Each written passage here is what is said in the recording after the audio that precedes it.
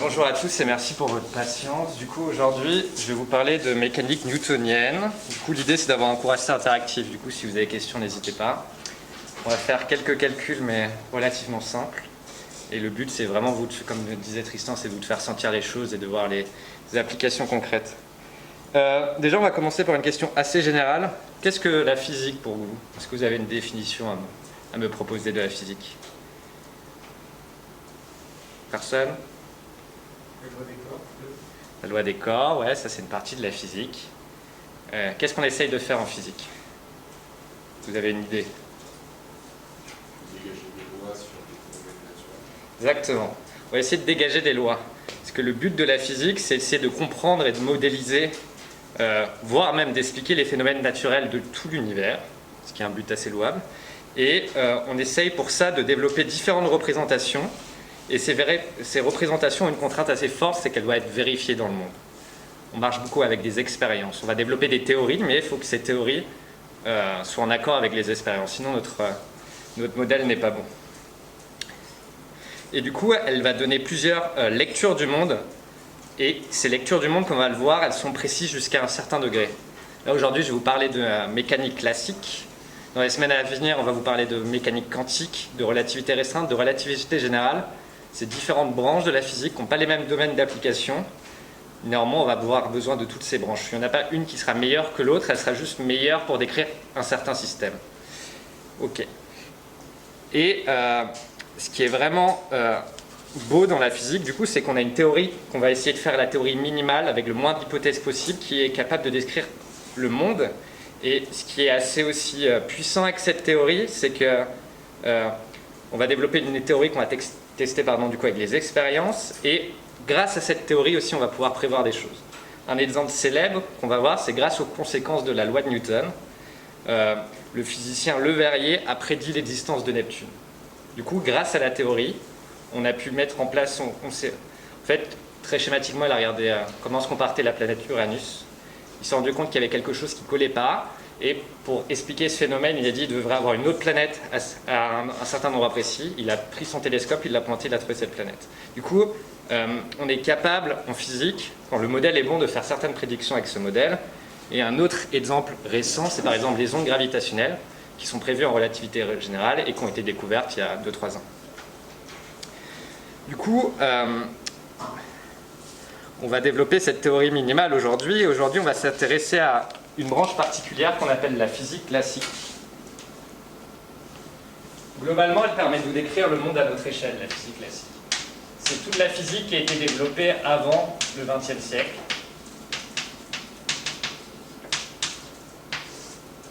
C'est vraiment la physique du monde à notre échelle. C'est vraiment tout ce qui concerne les événements de la vie tous les jours, comme on va le voir.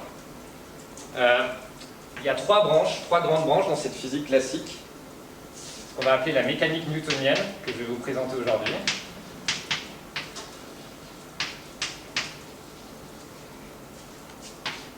Le test fondateur, c'est un test d'Isaac Newton de 1787. Il va avoir aussi tout ce qu'on a... Et ça nous permet, du coup, qu'est-ce que ça permet d'expliquer pourquoi la Terre tourne autour du Soleil, pourquoi si je lâche cette craie, elle va tomber. Ça nous permet de faire des calculs pour envoyer des fusées dans l'espace. Théorie assez large. On va voir une autre théorie. C'est la théorie des champs électromagnétiques.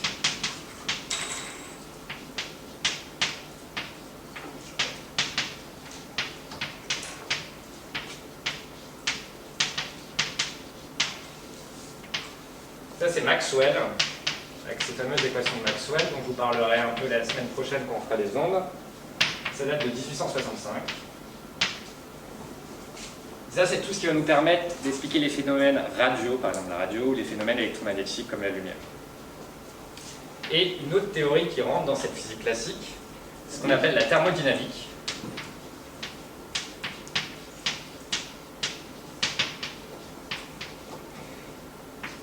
Ça a été développé principalement par Clausius en 1855, en 1850. Et ça, c'est toute la physique qui va nous permettre d'expliquer, de comprendre et d'améliorer, par exemple, les moteurs ou les fréquences. Et ça, Tristan vous en parlera dans un prochain cours. Ça, c'est la vision du monde au 19e siècle.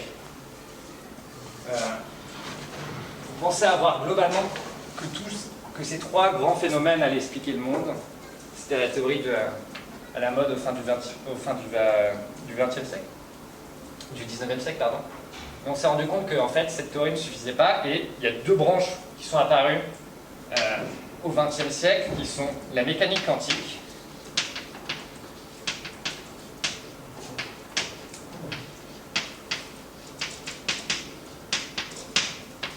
Par exemple, un grand nom de la mécanique quantique, c'est Planck. Et quel est le domaine d'action de la mécanique quantique? C'est le monde à l'échelle de l'atome.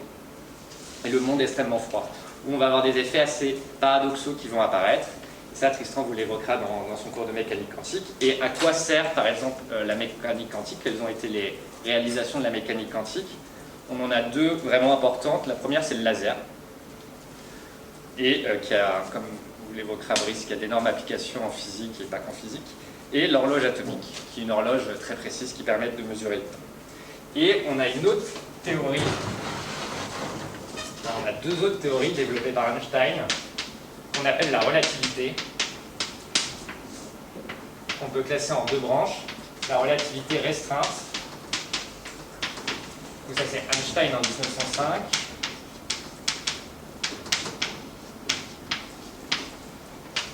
et la relativité dite générale, toujours Einstein, mais 10 ans plus tard, en 1915.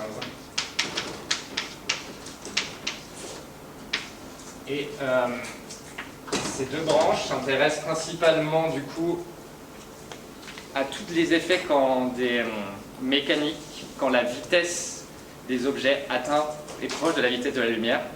Tout ce que je vais vous expliquer aujourd'hui est vrai tant que nos objets ne vont pas à une certaine fraction de la vitesse de la lumière. La vitesse de la lumière, c'est 300 000 km par seconde.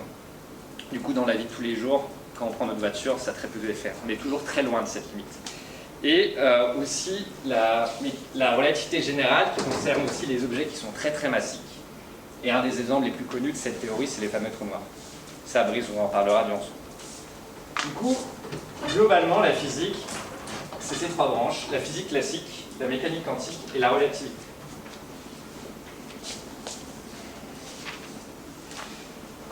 Alors, c'est bon, tout le monde a pu noter le lien, je peux effacer.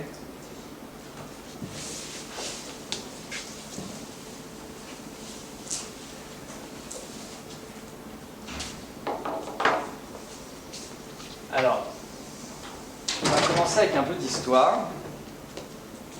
Du coup, la mécanique, et plus particulièrement la mécanique céleste, ça a toujours captivé les hommes qui ont essayé de l'expliquer.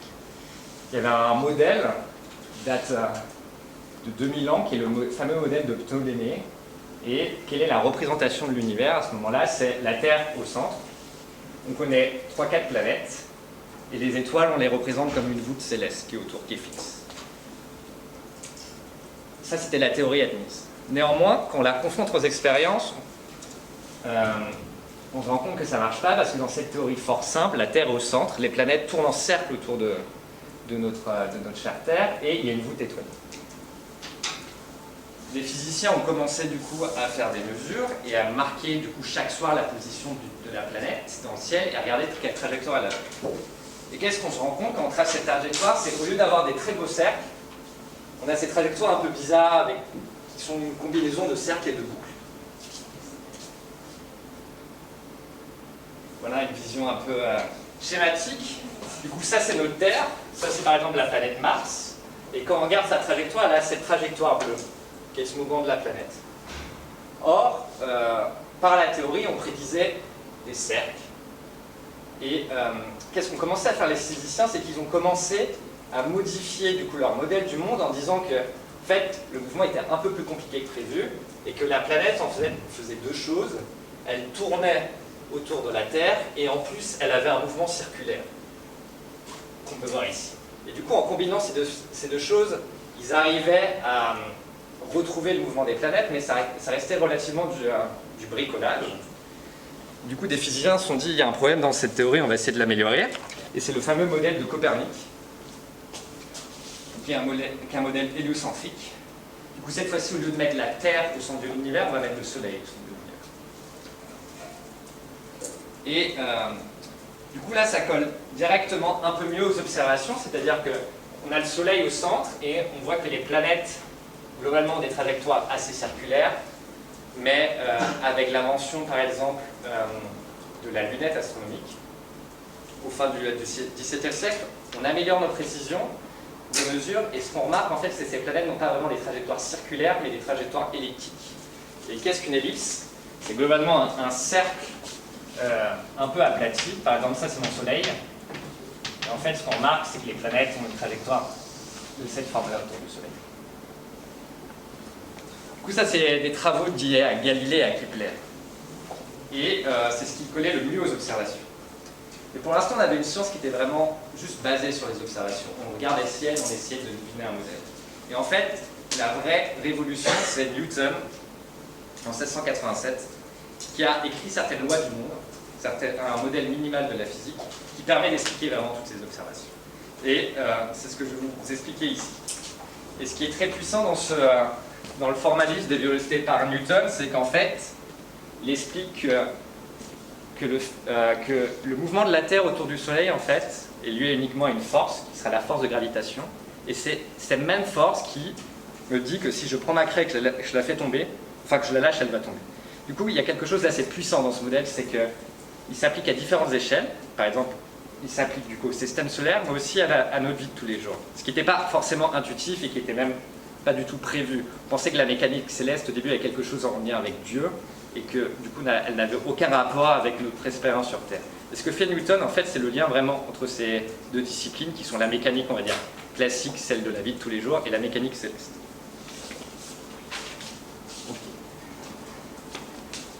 Alors, comme je vous l'ai dit au début, le but de la physique, c'est de développer un modèle.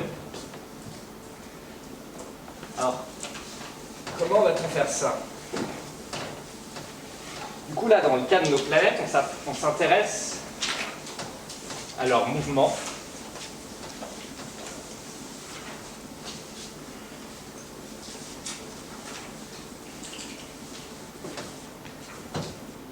Mais on va prendre, par exemple, on va essayer de modéliser. Alors, qu'est-ce qu'on veut? Par exemple, on va prendre un objet d'étude.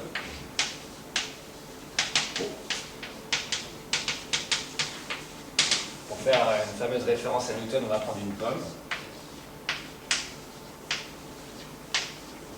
Et cette pomme, du coup, vit dans le monde et on va vouloir savoir quelles sont les interactions avec nous. Du coup, l'idée, c'est essayer de décrire l'interaction entre le monde et la pomme.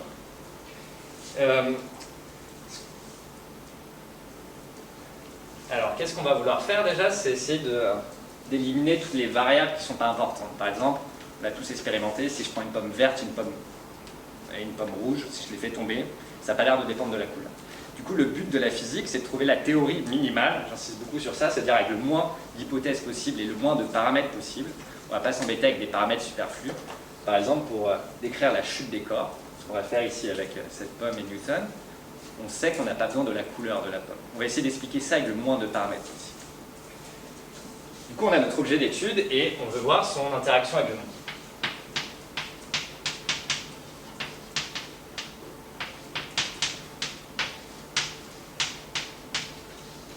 Et qu'est-ce qu'on va vouloir faire ici, par exemple? Si je prends ma pomme et je la lâche, on va vouloir essayer de voir si on ne peut pas prévoir son mouvement. Et du coup, on va s'intéresser à des questions de mouvement et de trajectoire.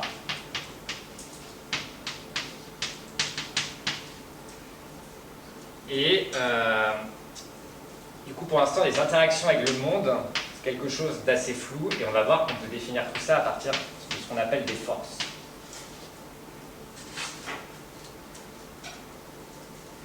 Et ce qu'on va vouloir étudier, du coup, c'est la trajectoire de cette pomme et qu'est-ce qui influence cette trajectoire.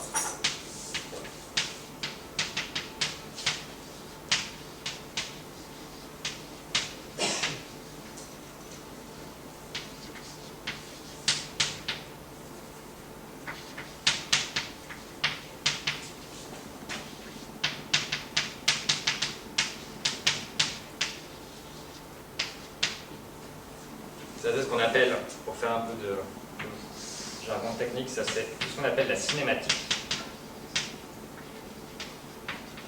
Et les paramètres influents, c'est ce qu'on va appeler la dynamique.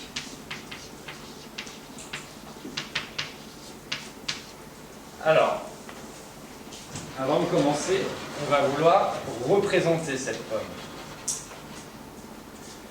Du coup, si je fais un dessin sommaire de pomme, ok, ça c'est notre objet pomme. En fait, la première modélisation qu'on va faire, on va considérer que cette pomme, on va pouvoir l'assimiler à un point, qu'on appelle un point matériel.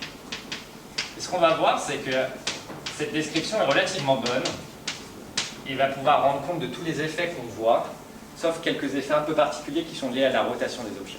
Mais globalement, pour nos problèmes de chute libre, pour nos problèmes de trajectoire de planètes dans le système solaire, on va voir que cette modélisation supposait qu'une pomme, ou bien un être humain, ou bien une voiture, ou bien une planète, on va dire la forme n'a peu d'importance, ce qui est vraiment important, on peut tout décrire à partir d'un point, et ce point va représenter ce qu'on appelle le centre d'inertie. On reviendra dessus plus tard. Et la première modélisation qu'on va faire, c'est que on va pouvoir tout ramener à un point matériel. Du coup, maintenant notre pomme est devenue un point. On va vouloir décrire son mouvement. Et là, il va falloir introduire ce qu'on appelle des référentiels. Parce que pour décrire le mouvement de quelque chose, il faut définir, par exemple, une origine. Si on prend par exemple la caméra qui est en train de me filmer, par rapport à la caméra, là, du coup, de votre côté, je suis à droite de la caméra. Par contre, je suis à gauche de cette rangée-là. On voit bien que la notion de position, pour pouvoir la déterminer correctement, il va falloir fixer une origine. Et c'est ce qu'on va faire à l'aide d'un référentiel. Et du coup, qu'est-ce qu'on va faire? C'est qu'on va fixer un point de référence, qu'on va appeler O. Et on va lui attribuer deux axes, deux directions.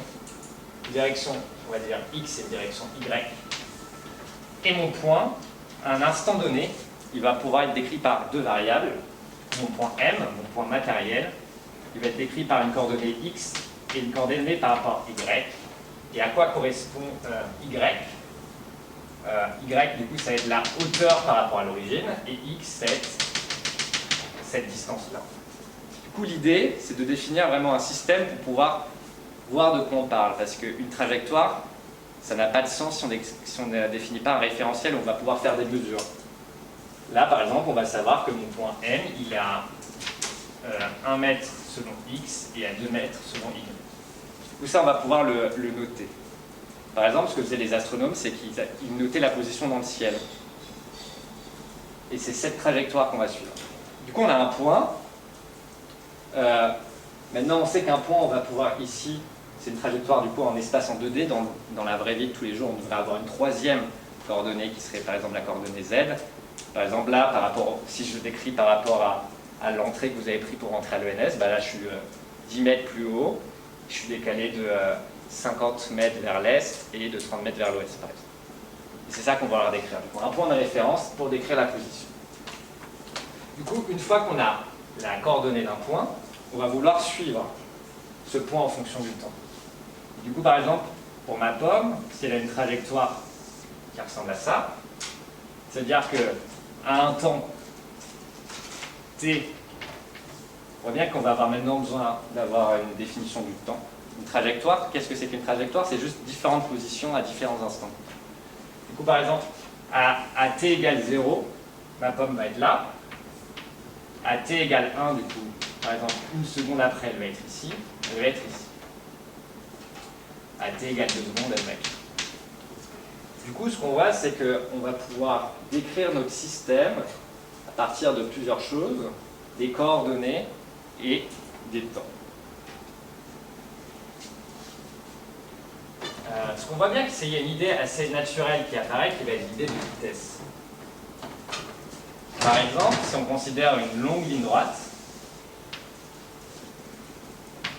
on définit l'origine par exemple à Paris, et là on va aller jusqu'à Marseille, et on a notre voiture.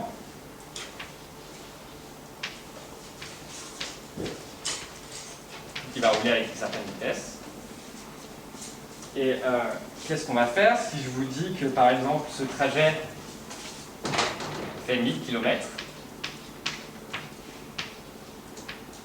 et que la voiture l'a parcouru en 10 heures?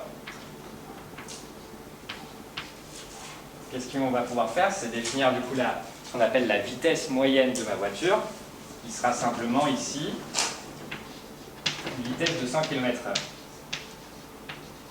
Qu'est-ce que ça veut dire? Ça veut dire que je parcours 100 km/h et du coup en 10 heures, j'aurais bien parcouru mes 1000 km. Ça va être la vitesse, ça va être une des composantes de la trajectoire, parce que nous dit la vitesse, c'est je suis là à un instant T, qu'est-ce qui se passe à l'instant d'après? Ben, ça va être proportionnel simplement à ma vitesse. Par exemple, si ma voiture va ici à un instant T et qu'elle va à 100 km/h, elle sera ici à l'instant d'après. Par contre, si elle partait d'ici et qu'elle allait 2 fois plus vite, ben, elle aurait été 2 fois plus loin, tout simplement. Donc on voit bien qu'il y a l'importance de la vitesse. C'est une fois qu'on a cette trajectoire, comment parcourt-on cette trajectoire? Est-ce que ma pomme, elle va faire ça ou est-ce qu'elle va faire ça? Ben, certes, c'est la même trajectoire, mais ce n'est pas le même effet qui va être en compte et cette vitesse va nous apporter cet effet-là. Il y a quelque chose d'un peu subtil, c'est là, là je vous ai défini la vitesse moyenne. Donc on prend la même voiture qui va toujours de Paris à Marseille, mais qu'est-ce qu'elle fait? Elle va tout d'abord rouler pendant 10 heures à 150 km/h. Pardon, elle va rouler 5 heures à 150 km/h, puis elle va rouler 5 heures à 50 km/h. Du coup, dans le premier cas, en roulant 5 heures à 150 km/h, elle va parcourir une distance de 750 km. Dans le deuxième cas, elle va parcourir, en roulant à 50 km/h pendant 5 heures, elle va parcourir une distance de 250 km.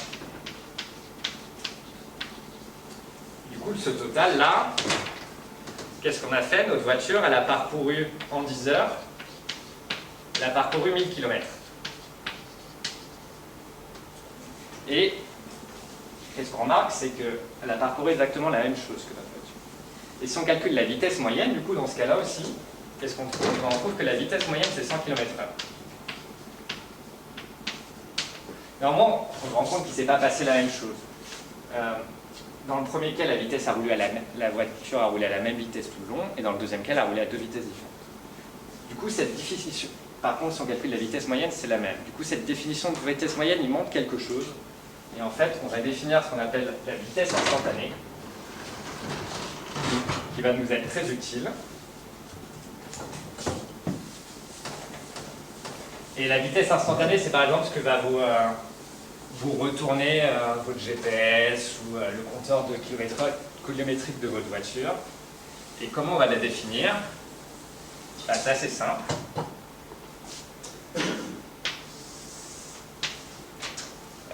Du coup, ça, c'est ma position X à l'instant T. À l'instant X plus delta T. L'idée, c'est-à-dire à l'instant d'après. Delta T, c'est une petite unité de temps. Par exemple, je suis là à l'instant T, à l'instant T plus delta T, je suis ici. Et qu'est-ce qu'on va appeler la vitesse de T? Ça va être simplement la variation, en fait, c'est la distance parcourue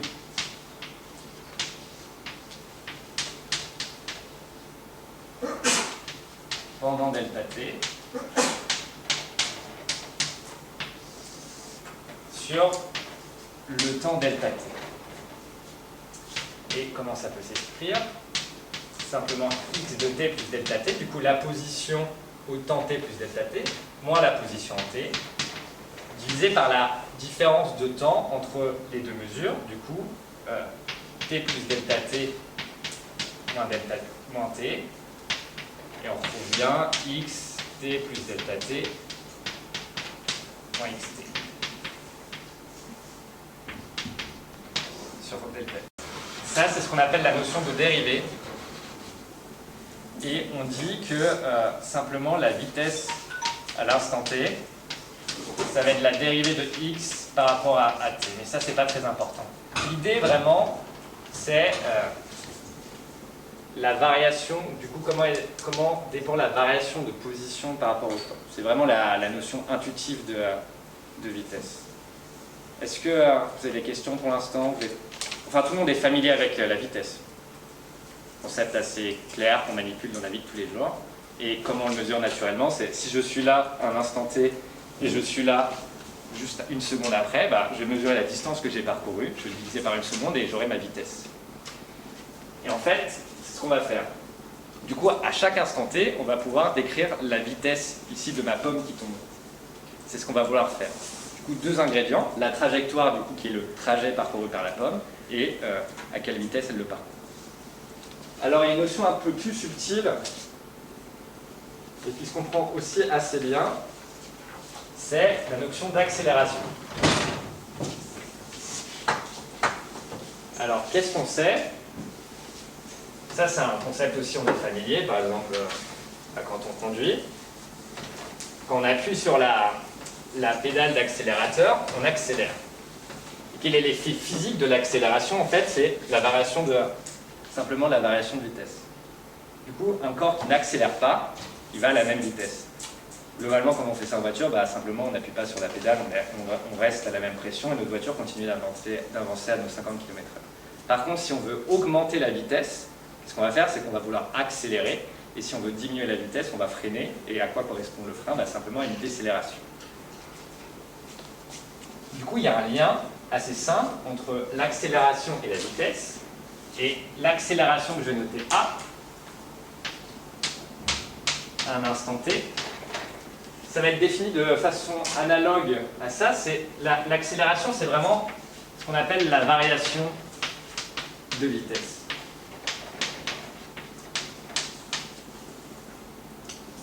Sur la variation de temps.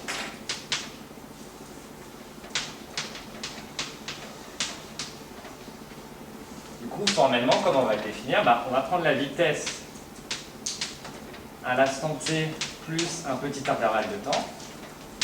On va soustraire la vitesse à l'instant t et on va diviser par cet intervalle.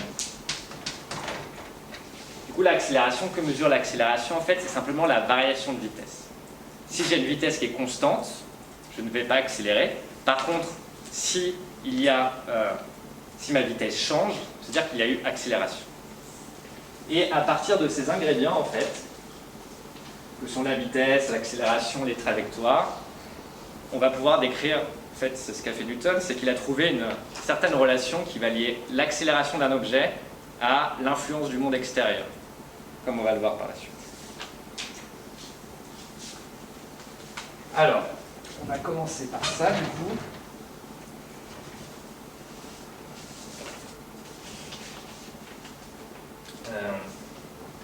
Du coup, pour l'instant, je vous ai décrit du coup, ce qu'on appelle les référentiels. C'était ce point O qui définit une origine. Et il existe une infinité de référentiels. Par exemple, si on prend le référentiel lié du coup, à la caméra, du coup, je mesure toutes mes distances par rapport à la caméra. Là, dans ce référentiel lié à la caméra, moi, je bouge. Par contre, je peux aussi définir un référentiel qui est lié à ma personne. C'est-à-dire que le point de référence de toutes mes mesures, ça va être moi-même. Et du coup, si je bouge, en fait, je ne bouge pas par rapport à moi-même. Et du coup, on voit bien que tout mouvement va dépendre du référentiel. Dans le référentiel de la caméra, moi, je bouge. Mais dans mon propre référentiel, je ne bouge pas. Et ce qu'on va vouloir faire, c'est trouver ce qu'on appelle une bonne classe de référentiel. Tous les référentiels ne se valent pas. Et on va voir qu'on va pouvoir définir ce qu'on appelle un référentiel galiléen. Et c'est des bons référentiels pour de la physique, et je vais vous expliquer en quoi ce sont des bons référentiels pour la physique. Il y a une chose aussi qui est importante avec ces référentiels, c'est on va prendre un cas très simple.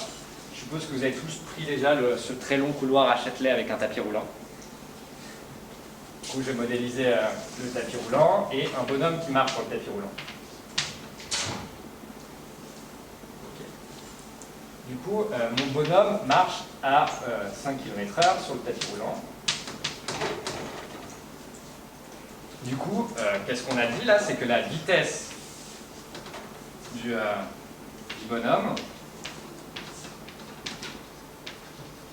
dans le référentiel lié au tapis roulant, parce qu'on va mesurer la vitesse dans ce référentiel.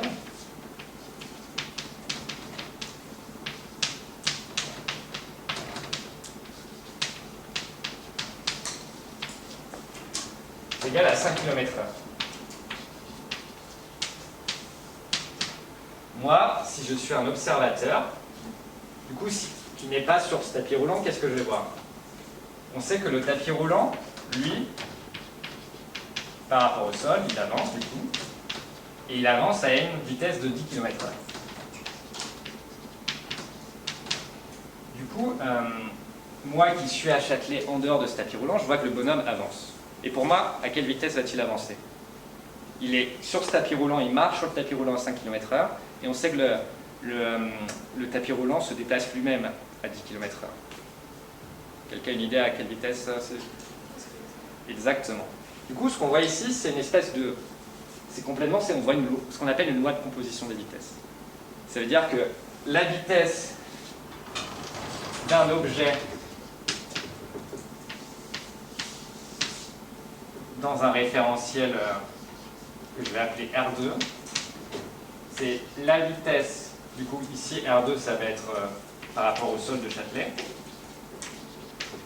c'est la vitesse de mon objet dans le premier référentiel, qui est ici le tapis roulant,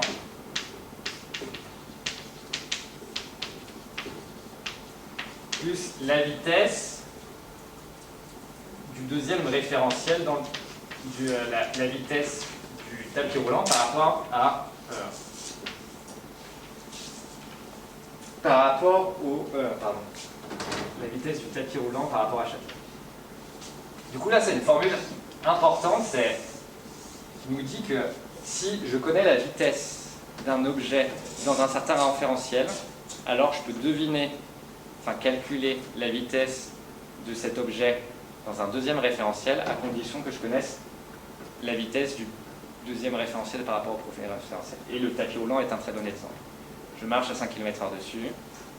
Tous les gens qui vont être sur ce tapis roulant vont devoir me déplacer à 5 km/h.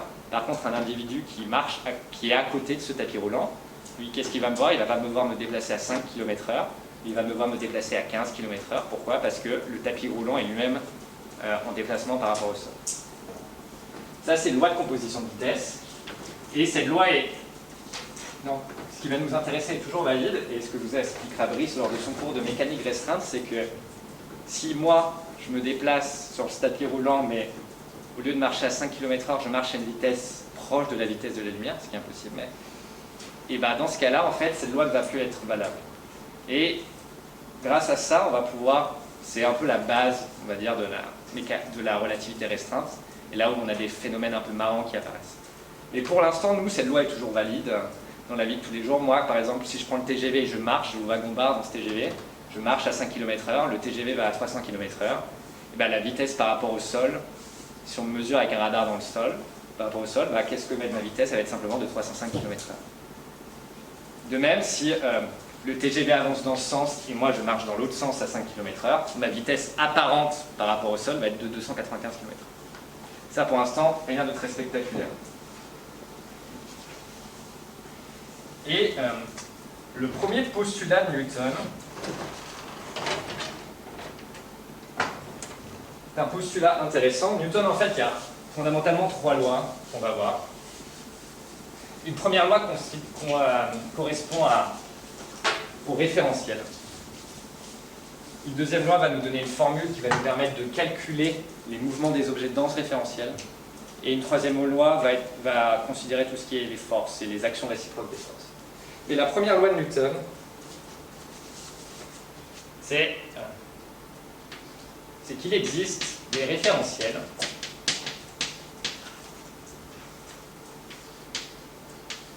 qu'on nomme galiléens,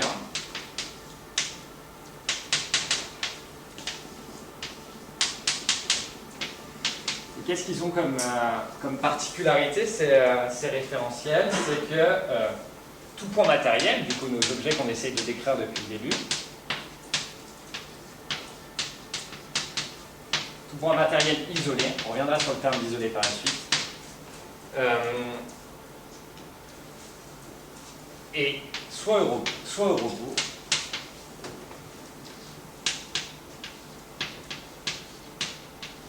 soit animé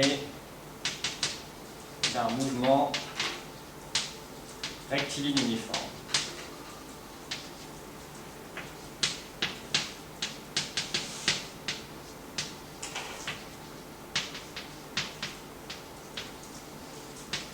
Ok, alors, pour les termes techniques, qu'est-ce qu'un mouvement rectiligne uniforme?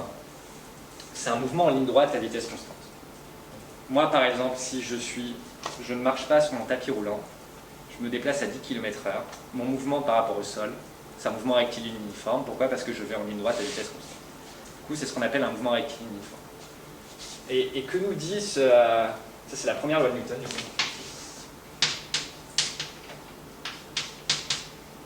Qui est une loi qui peut sembler un peu bizarre, parce qu'elle dit un objet qui est isolé. Alors, qu'est-ce qu'on entend par isolé? C'est-à-dire que le monde extérieur, les actions du monde extérieur sur cet objet sont soit inexistantes, soit se compensent. Un exemple, c'est ma brosse ici posée dans le référentiel où on est là, qui est la pièce par exemple, ou le référentiel qui est lié à ce bureau, elle ne bouge pas. Du coup, on va pouvoir considérer qu'un référentiel lié à ce bureau est ce qu'on appelle un référentiel galiléen. Ou par exemple, je prends un pingouin qui glisse sur la banquise. Il va glisser, il glisse, il fait sa petite glissade à vitesse constante au mouvement rectiligne. La banquise sera un référentiel galiléen. Alors ça, c'est une définition du coup qui nous paraît assez intuitive. On a l'impression que tout a un référentiel galiléen. Et une réponse est fausse. Par exemple, c'est moi, si je deviens mon propre référentiel et que je tourne autour de cette brosse, dans mon référentiel, en fait, la brosse, elle va avoir quoi si je tourne autour d'elle? Qu'est-ce que je vais voir? C'est que je vais voir en fait que la brosse tourne autour de moi. Vous êtes d'accord? Du coup, moi, par définition, je ne suis pas un référentiel galiléen. Et ce qu'on voit, c'est que naturellement, tous les référentiels qui tournent ne vont pas être des référentiels galiléens. Il y a aussi une conséquence importante, c'est que ce qu'on voit, c'est qu'un référentiel galiléen, que nous dit Newton, c'est que tout point matériel isolé est soit au repos, soit animé d'un mouvement rectiligne uniforme. Du coup, s'il existe un référentiel galiléen R1, et si tout référentiel que je vais noter R2, qui a une vitesse par rapport à R1, ça va être ma notation pour le référentiel 2 a une vitesse par rapport au référentiel 1. Et cette vitesse est une vitesse constante. Par exemple, le tapis roulant dans Châtelet par rapport au sol de Châtelet. Si mon bonhomme à Châtelet est un référentiel galiléen, alors le tapis roulant le sera aussi. Du coup, ce que veut dire, c'est que cette définition, c'est une fois que j'ai trouvé un référentiel galiléen, tout autre référentiel qui va se déplacer à vitesse constante par rapport à mon premier référentiel sera aussi galiléen. Alors pour l'instant, ça peut vous sembler un peu bizarre cette définition. Et en fait, toute la physique newtonienne repose sur ce premier principe qui suppose l'existence d'un référentiel galiléen. Et je vais vous annoncer quelque chose d'un peu triste. En fait, un référentiel galiléen parfait, il n'en existe pas. On ne peut pas trouver un référentiel qui, à toute échelle de temps, respecte ses propriétés. Ça peut sembler un peu paradoxal, mais par exemple, si on suppose un référentiel, on va prendre un référentiel un peu massif, on va dire. Je prends la Terre. Je vais définir un référentiel comment? Je vais prendre le centre de la Terre comme origine.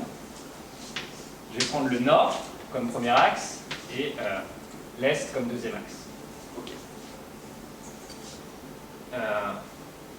Et je vais étudier le mouvement de ma brosse. On pourrait se dire que ça c'est un référentiel qui est parfaitement galiléen, parce que ma brosse ne va pas bouger. En fait, on a négligé quelque chose, c'est que la Terre tourne sur elle-même. Du coup, comme on l'a vu tout à l'heure, si je tourne autour d'un objet, l'objet va se déplacer dans ce référentiel, et qu'est-ce qui va se passer? Du coup, si j'ai un déplacement qui est une rotation, je ne réponds plus à cette définition de repère galiléen. Du coup, la Terre en soi n'est pas un référentiel galiléen. Par contre, si je fais ma petite expérience où je prends ma craie et je la laisse tomber, la chute va se produire en une seconde. La Terre n'aura pas le temps de tourner ou son mouvement sera très, très faible.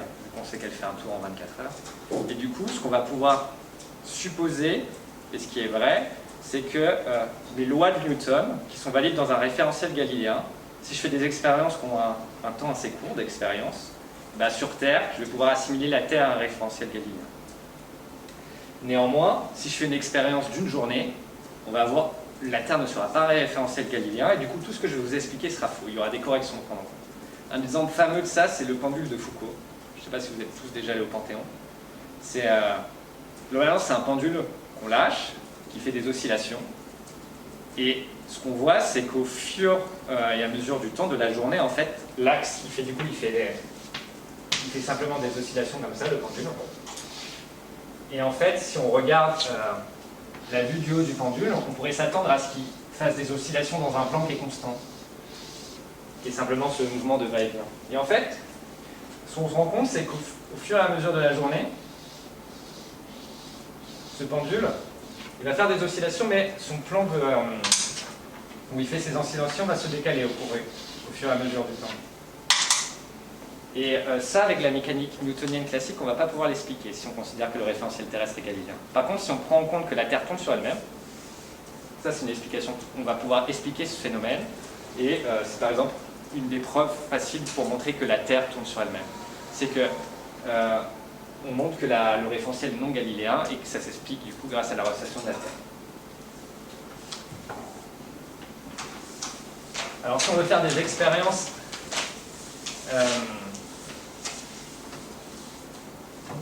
un peu plus longues sur une échelle de temps, ça c'est du coup ce qu'on appelle le référentiel terrestre. Il y a aussi le référentiel géocentrique, où cette fois-ci, qu'est-ce qu'on fait? On prend toujours le centre de la Terre, mais au lieu de prendre le nord et le sud qui vont tourner sur eux-mêmes, on prend des étoiles très loin, qu'on va supposer fixes. Et ça va nous permettre, ça c'est un référentiel galiléen, qui sera galiléen sur une plus grande échelle de temps. Par contre, ça va devenir faux sur l'échelle de temps par exemple de l'année. Pourquoi? Parce que la Terre tourne autour du Soleil, et du coup il va avoir ce mouvement de rotation. Du coup, ce référentiel qui pointe vers les étoiles va nous permettre d'oublier les effets dus à la rotation de la Terre, si on décrit nos mouvements dans ce référentiel. Par contre, sur une échelle d'une année, il ne va pas être bon. Et en fait, je vous l'expliquera, c'est qu'on ne peut pas trouver de référentiel qui soit galiléen. C'est pour ça que j'insiste un peu sur cette hypothèse, parce que de prime abord, on se dit oui, il n'a rien dit, la Newton. Un objet qui n'est soumis à aucune force ne va pas bouger. Mais en fait, conceptuellement, c'est assez intéressant. Et formellement, en fait, ce qu'on écrit ici, ce qu'on appelle la conservation de la quantité de mouvement. Alors, qu'est-ce que la quantité de mouvement? C'est une quantité qu'on va nommer P et qui correspond à la masse d'un objet fois sa vitesse. Et ce que nous dit la première loi de Newton, c'est dans un référentiel galiléen, si un point matériel est isolé, alors il est soit au repos, soit animé d'un mouvement rectiligne uniforme. Ça veut dire une chose, ça veut dire que sa vitesse est constante. C'est-à-dire que dans un référentiel galiléen, un objet isolé a sa quantité de mouvement qui est une constante. Et on va voir une des applications de ce phénomène. Ça veut dire, et ça pour vous montrer ça, je vais vous montrer un exemple issu de Gravity. Alors, ok. Alors là, c'est la scène où on ne voit rien. Super. Ok.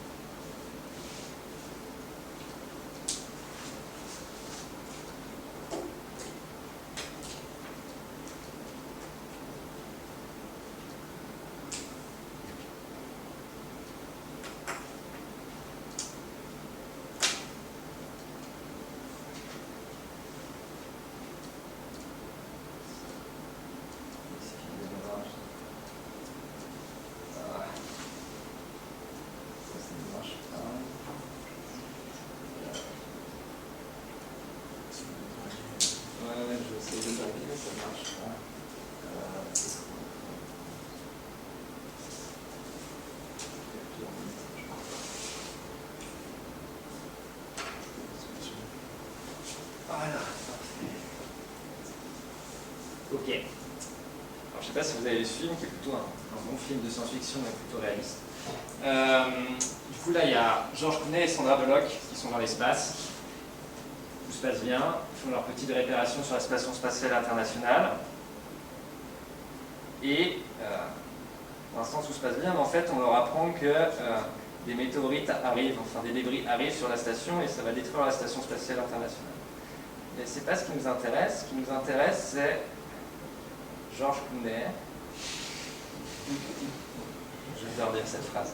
Et plus particulièrement, alors ça c'est notre ami George qui est dans l'espace, dans sa belle tenue d'astronaute. Et qu'est-ce qu'il fait? Il se déplace. Et normalement on peut le voir. Et il se déplace. Et comment il fait pour se déplacer? Ok, ce n'est pas là. Ok, pardon, excusez-moi. Ok, du coup là il est accroché, il va se déplacer, il se lâche, ok. Comme on peut le voir, il sort son petit dispositif. Et là on voit, je ne sais pas si vous voyez, mais il y a des petits nuages blancs qui apparaissent ici. Et en fait, qu'est-ce qu'il fait? C'est qu'il propulse du gaz. Bon, excusez-moi, avec la résolution on ne voit pas très bien, mais juste là on va voir sur son côté, il va propulser du gaz. Hop. Et ce gaz, ça te permet de se déplacer. Ok. En fait, on va voir qu'on peut expliquer ça avec notre petite loi qui est ici, tout simplement. Alors, comment on va modéliser ça? Le système qu'on va étudier, du coup, c'est George Clooney plus le gaz, on va dire. Du coup, JC plus le gaz. Pour faire un petit schéma explicatif, du coup, on va dire que George Clooney, c'est ce cube. Et ça, c'est le gaz. Okay. Là, croyez-moi, mais on va dire que George Clooney est un système isolé. Du coup, on va pouvoir expliquer, on va pouvoir utiliser la première loi de Newton et qui est équivalente à cette conservation de la quantité de mouvement. Ok. À t égale 0, on a ça. Du coup, on a George Clooney qui est avec son gaz. Et ils sont dans l'espace. On va prendre le référentiel lié à la Terre. On va pouvoir faire notre expérience. On va pouvoir supposer qu'il est galiléen parce que ça dure 3 secondes. Qu'est-ce qu'on va faire? Et bien, à t égale 0, quelle est la vitesse de George Clooney? Il ne bouge pas, elle est nulle. On est bien d'accord? Du coup, la vitesse de l'ensemble, la vitesse de George Clooney plus du gaz est égale à 0. Ok. Et à un temps t après, qu'est-ce qui s'est passé? C'est George Clooney, il a éjecté le gaz. Du coup, le gaz a une vitesse dans ce sens-là. Et George Clooney a une vitesse, du coup, qu'est-ce qu'on voit dans le film? C'est qu'il a une vitesse dans ce sens-là.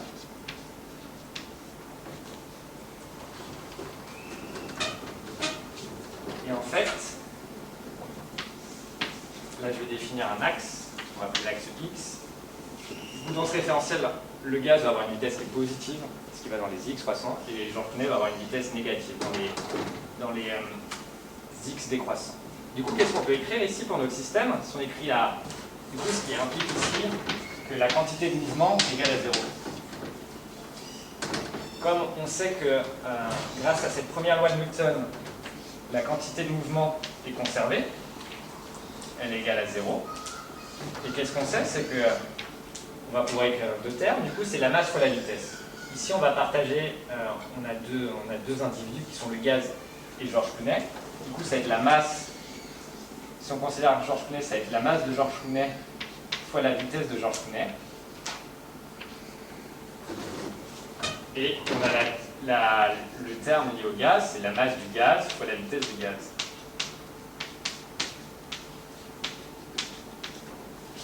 Et on peut résoudre ce petit système. Alors c'est le seul moment calculatoire, ne vous inquiétez pas. Qu'est-ce qu'on trouve? C'est que la vitesse de George Clooney, ça va être simplement la masse de gaz fois la vitesse de gaz sur la masse de George Clooney.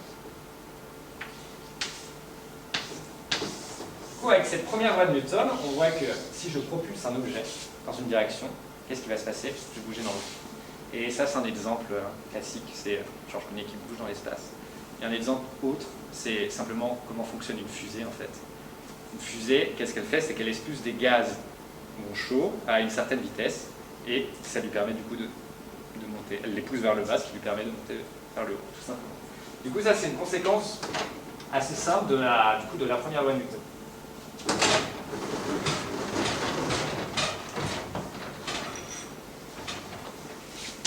Ok, nickel.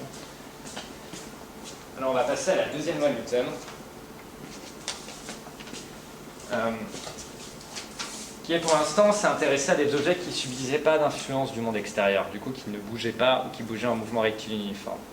On va vouloir faire des choses plus intéressantes et voir comment le monde influe sur les trajectoires. Et c'est ce qu'on appelle la seconde loi de Newton, celle pour laquelle il est plus connu. Pour ceux qui ont fait le terminal S, c'est le principe fondamental de la dynamique.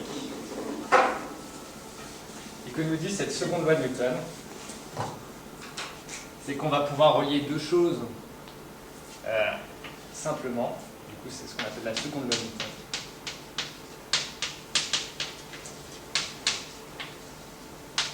Et que nous dit cette seconde loi de Newton? C'est que je vais considérer du coup un objet qui a une certaine masse que je vais appeler M, du coup ça s'appelle ma pomme, et ce que nous dit, c'est que dans un référentiel galiléen, qu'est-ce qu'on sait? C'est que la masse fois l'accélération, c'est égal aux sommes des forces extérieures qui s'appliquent sur mon objet. Alors, ça, ce symbole un peu barbare, ça veut dire ça va être ce qu'on appelle une somme en mathématiques. Et c'est simplement, moi, il y a plusieurs, comme on va le voir plus tard, il y a plusieurs objets qui influent. Par exemple, là, quand je fais tomber ma pomme, il y a plusieurs choses qui influent sa trajectoire. Et toutes ces forces-là, on va les sommer, et en fait, c'est vraiment l'influence du monde extérieur.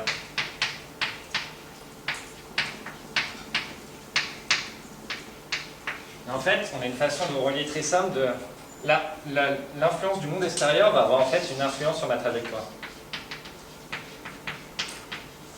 Et de façon, par une relation qu'on aurait pu imaginer compliquée, mais qui est fort simple, c'est que simplement, que vont faire ces forces extérieures, du coup ces actions du monde extérieur sur moi, là ça va simplement faire changer mon accélération.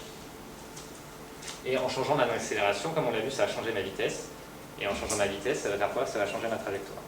Du coup, dans le formalisme de Newton, on a quelque chose de très simple, c'est que les forces vont avoir une action sur mon accélération, et du coup, ça va avoir une action sur ma trajectoire. Alors là, je vous ai introduit ce qu'on appelle des vecteurs, ces petites flèches. Parce qu'en mathématiques, l'accélération, comme on l'a vu tout à l'heure, la position de la vitesse, on avait défini x, y. Là, je vais rajouter z, qui est une troisième dimension de déplacement. Et en fait, A, comme on va le voir, c'est l'accélération selon l'axe x, l'accélération sur l'axe y et l'accélération sur l'axe z. Et l'idée, c'est que c'est une façon compacte de dire que mon accélération va être modifiée. Au lieu d'écrire une équation pour dire mon accélération est modifiée selon l'axe x, elle est modifiée sur l'axe de y, elle est modifiée sur l'axe de x. C'est une écriture compacte pour écrire tout ça avec des vecteurs. Mais bon, passons. Si vous voulez vous rappeler quelque chose aujourd'hui, c'est vraiment ça. C'est cette seconde loi de Newton, qui n'est valide que dans des référentiels galiléens. C'est là aussi où on voit l'importance des référentiels galiléens qu'on a définis juste avant, qui dit simplement comment va être influencé mon mouvement quand je suis face à des forces extérieures. Ok. Alors, petite conséquence directe, c'est que ce qu'on appelait isolé tout à l'heure, si vous vous rappelez de la première loi de Newton, ce qu'on appelle isolé en physique, ça veut dire que la somme des forces, c'est-à-dire toutes les actions du monde extérieur sur moi, en fait, sont nulles. Elles se compensent toutes. Et si on suppose qu'elles se compensent, qu'est-ce qu'on va trouver? On va trouver que la masse fois l'accélération, si on utilise cette seconde loi, égale à 0. Ça veut dire que l'accélération est nulle. Et si l'accélération est nulle, qu'est-ce qu'on a vu tout à l'heure? C'est-à-dire que la vitesse est constante.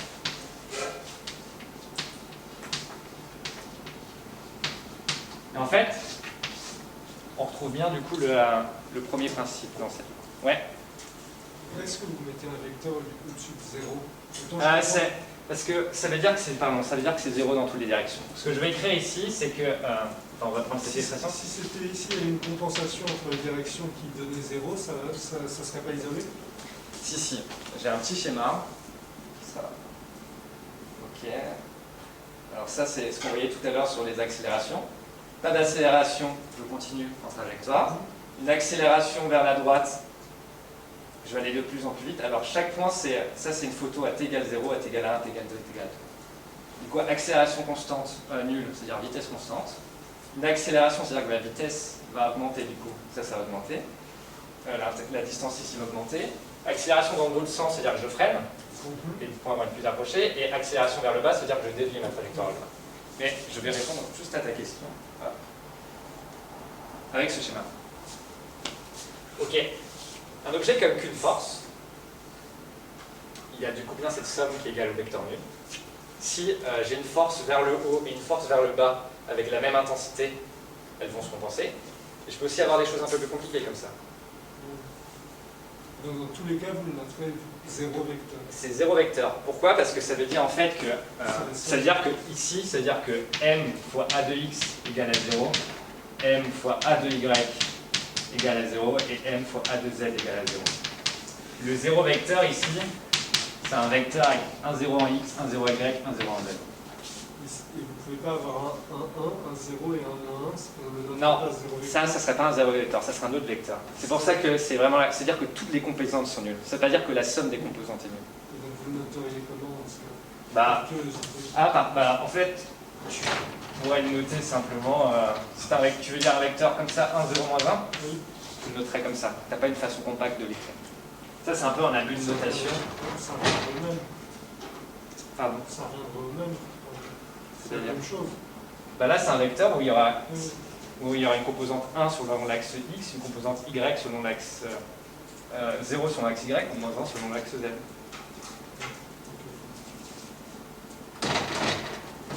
Et l'idée l'idée des vecteurs et des sommes des vecteurs est représentée là en fait. On a vraiment ces flèches qui vont avoir du coup plusieurs choses. Petit a un sens et une certaine longueur. En fait, ce qu'on va faire fondamentalement quand on additionne des vecteurs, c'est qu'on additionne ces flèches. Du coup là, ce qu'on voit ici, c'est que ces deux vecteurs, ils ont la même longueur, ils ont un sens différent. Du coup, si je somme les deux, bah, ça me donnait 0, simplement. Parce que je vais monter d'une certaine hauteur, on va dire, très schématiquement, et redescendre de la même hauteur. Une autre façon d'avoir 0 en vecteur, c'est vers comme ça, où si on écrit composante par composante, ce qu'on voit ici, c'est que celui-là va avoir une certaine longueur, on va dire L, vers le bas, et ces deux-là, ils vont avoir une longueur L sur 2 vers le haut. Du coup, quand je vais écrire la composante selon cet axe, ça va me faire L plus 2 plus L plus 2 moins L, on va bien retrouver 0. Idem ici. Là, on voit que ce vecteur n'a pas de composante selon cet axe-là. Par contre, ces deux vecteurs ont bien une composante, une qui est positive vers la droite, une qui est négative vers la gauche, et c'est les mêmes composantes. Donc, on va bien retrouver 0. Et du coup, ce qu'on voit, c'est quand un système est isolé, c'est-à-dire que la somme des forces qui s'appliquent sur cet objet est nulle, et bah, son accélération est nulle, c'est-à-dire que sa vitesse est constante. Et on retourne bien sur la première loi de Newton. Alors on pourrait considérer du coup que la première loi de Newton ne sert à rien parce qu'elle semble être inscrite dans cette équation que je viens d'écrire. En fait, c'est tout à fait faux parce que conceptuellement, la première loi de Newton, en fait, c'est un peu un serpent qui se mord la queue, dit qu'il existe des référentiels galiléens et cette loi est valable uniquement dans un référentiel galiléen. Du coup, la première loi n'est pas superflue, elle est vraiment utile en postulant qu'il existe des référentiels galiléens et que dans mes référentiels galiléens, je pourrai écrire cette équation qui est la première loi de Newton. Ok. Alors là, on va commencer à faire des choses un peu plus sympas et on va voir, il y a une force aussi, Newton il est connu par quelque chose de très important, c'est la force de gravitation, la fameuse loi de gravitation.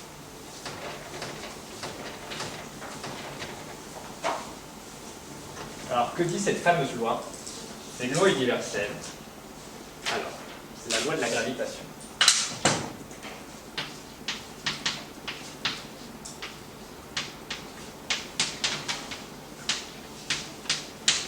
Qu'est-ce qu'elle dit? Je prends un objet M1 et un objet M2.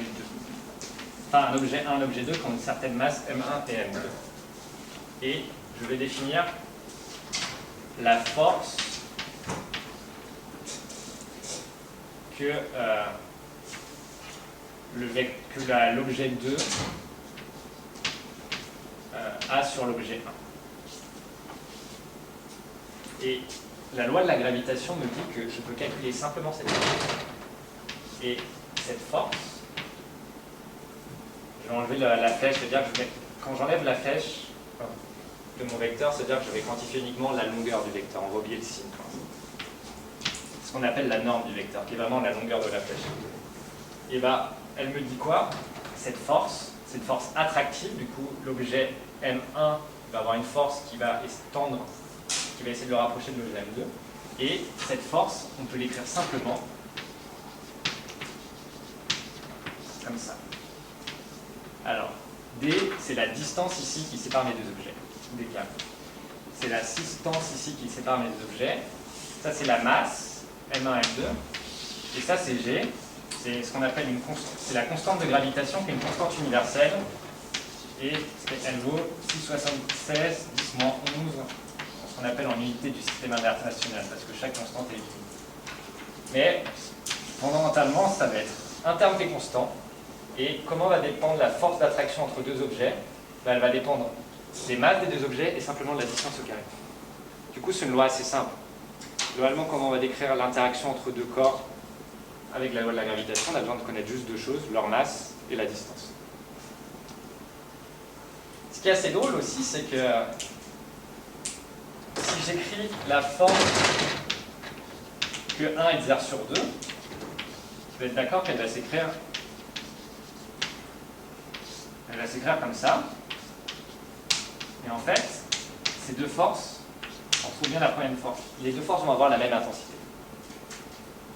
C'est-à-dire que la force qu'exerce un corps sur un autre, c'est exactement en intensité la même force que l'autre corps exerce sur le premier. Et ça, on peut faire une petite application assez drôle. C'est, par exemple, là, je vous ai pris 2 points, mais je vais vous prendre 2 points particuliers. Je vais vous prendre la Terre. Du coup, la Terre qui a un rayon de 6400 km. On va l'assimiler à un point qui est de masse Terre, et on va prendre un bonhomme, un individu qui est aussi qui a une masse qu'on va appeler M et qui est sur la Terre. Du coup, la force que l'individu, on va l'appeler H, que la Terre exerce sur l'individu, ça va être simplement G, ça c'est ma distance D, fois la masse de la Terre sur la masse D au carré.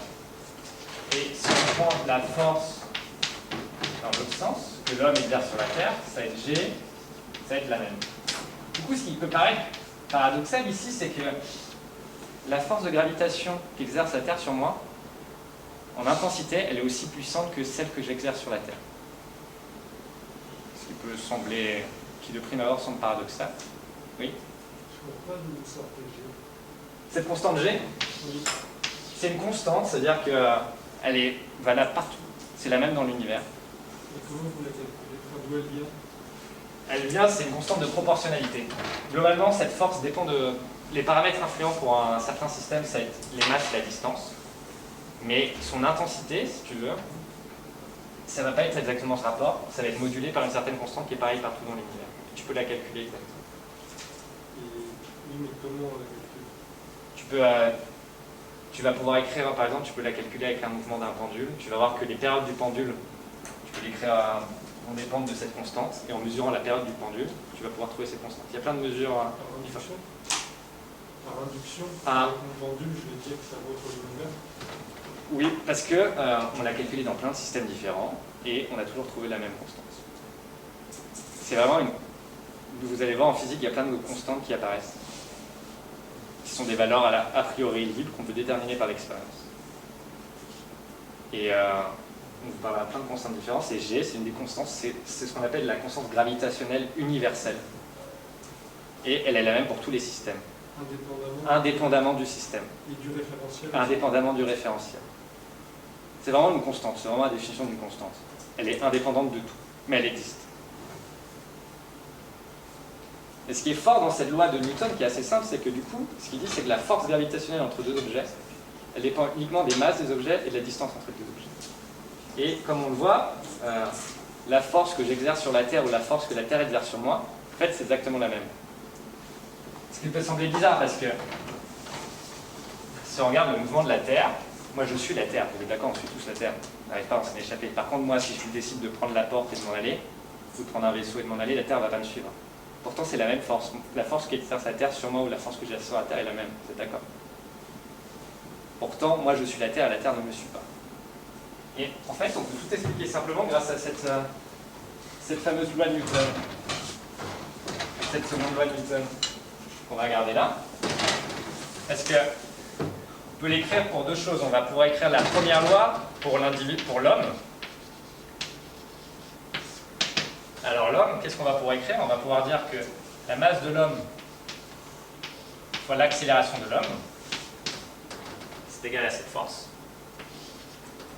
Pardon, j'avais pas mis de coup, c'est simplement ça, sur d au carré. Pour la Terre, on va pouvoir aussi appliquer la seconde loi de Newton à la Terre. Et qu'est-ce qu'on va pouvoir écrire? C'est que la masse de la Terre fois l'accélération de la Terre, c'est égal à cette force-là.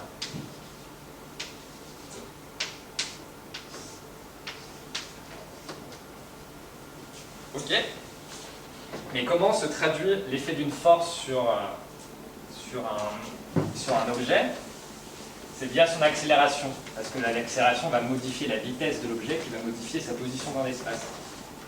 Et du coup, qu'est-ce qu'on trouve ici? On trouve que l'accélération de l'homme ici, ça va être simplement g fois m fois mt d carré divisé par m.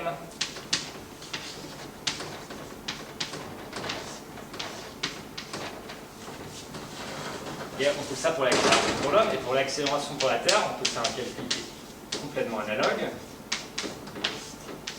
Sauf que au lieu de diviser par la masse de l'homme, on divise par la masse de la Terre.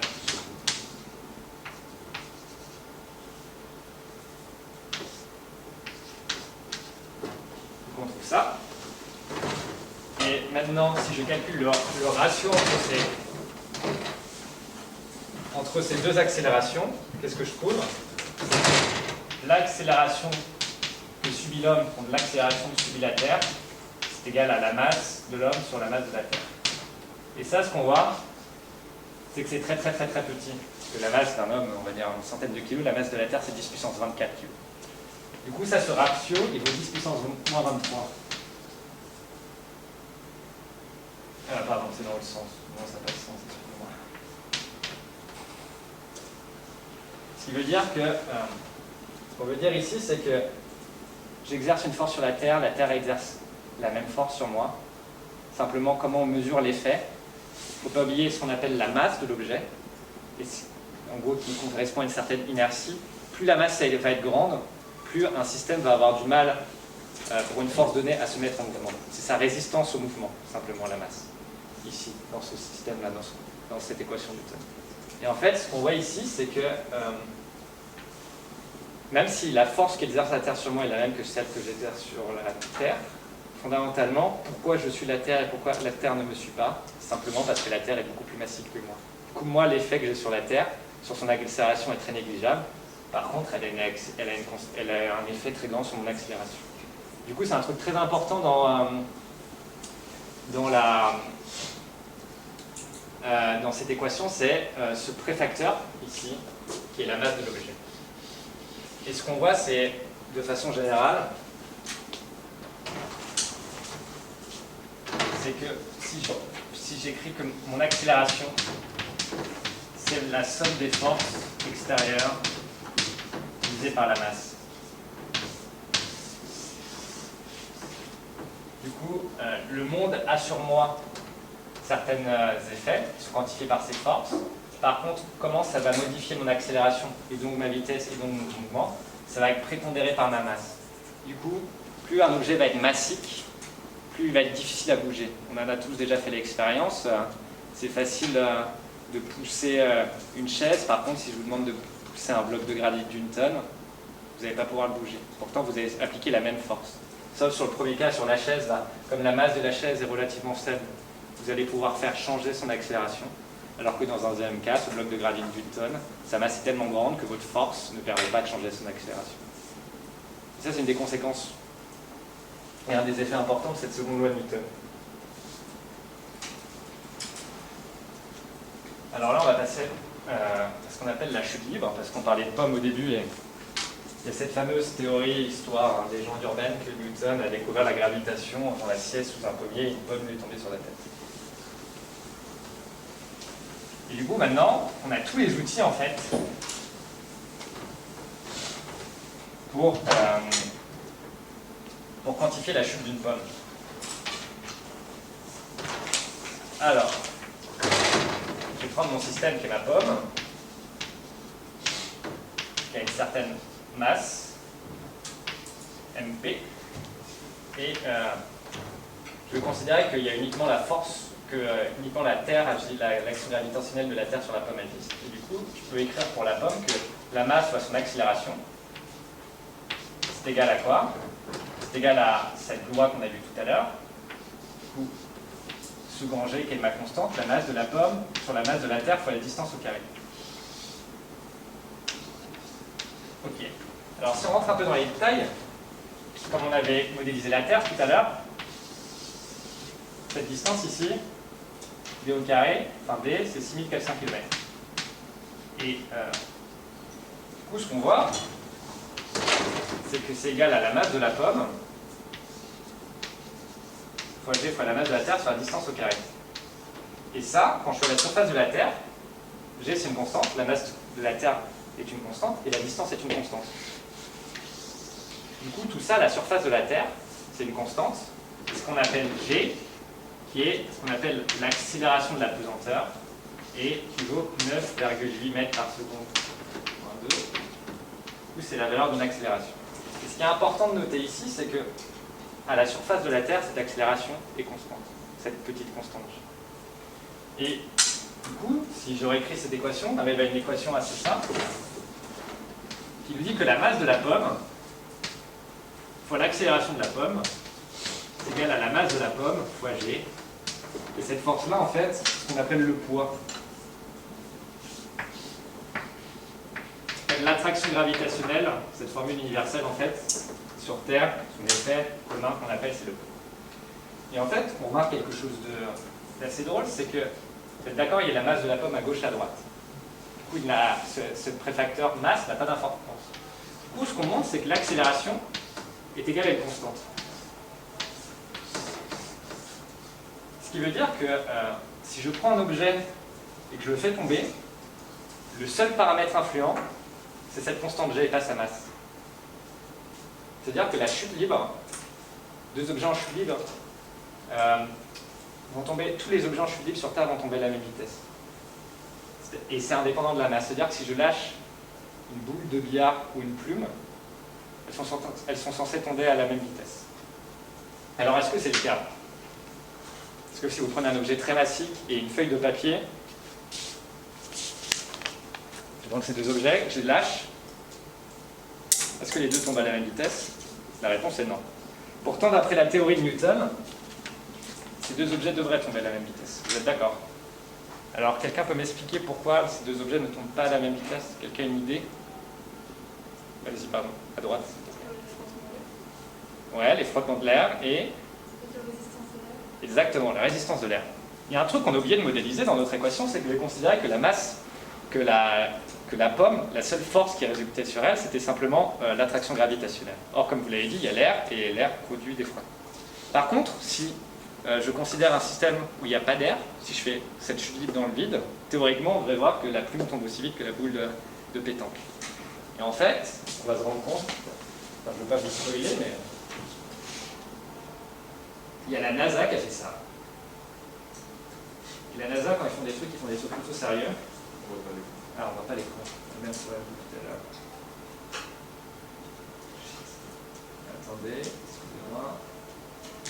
Du coup, ce qu'a fait la NASA, c'est construire un tube de 50 mètres de haut, de faire le vide dedans et de lâcher une plume et une boule de pétanque, enfin une boule de billard, je crois. Et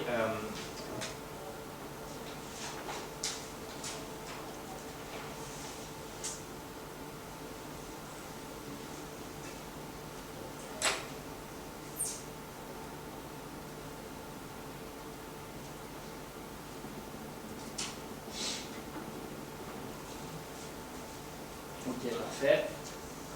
Alors, comment ça se passe? Ok, première expérience. Ça, c'est dans l'air. Il lâche une boule de bowling et des plumes. Donc ça, c'est l'expérience que je viens de vous faire. La boule tombe beaucoup plus rapidement que les plumes. Ça, pour l'instant, rien de très surprenant. Ok, maintenant, deuxième expérience. On fait la même chose, mais on enlève toute l'air.